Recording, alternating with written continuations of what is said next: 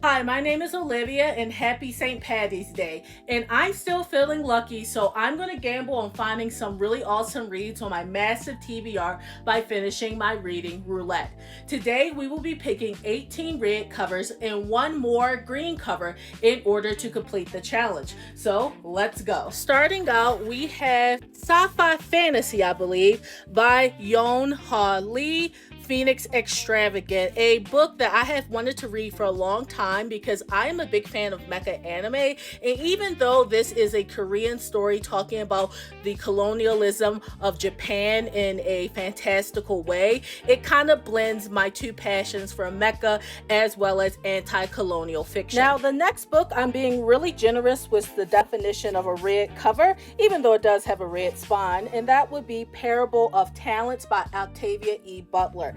Now, I read Parable of the Sower about a decade ago. I loved Lauren Olamina's story. It stuck with me all through these years, to the point that I actually got a special edition of Parable of the Sower. I've been avoiding Parable of Talents because it actually predicted our hellfire future, and so it's really hard to read in these troubling times, but I think it's finally time to stop avoiding this story and finally finish the arc. Now, the next book I think is the most on point when it comes to being the definition of a red cover, and that is Sorcerer to the Crown by Zen Cho. I love a historical fantasy, so I'm interested in reading this kind of alternative history mashup. Jumping over to romance, we have Songs of Erie by Asha Ashanti Broomfield, set in real-life Jamaica in the tumultuous 1970s, and is also a sapphic fiction, so I'm super excited to read this one. Rapid firing through the rest of my romance, we have American Royalty by Tracy Livesay, I Accidentally Summoned a Demon Boyfriend by Jessica Cage, and Cemetery Boys by Aidan Thomas. Blood Work by Lara G. Elmore, and Aphrodite and the Duke by J.J. McAvoy. The anti-colonial themes continue with The Battle Drum by Sarah L. Arafi and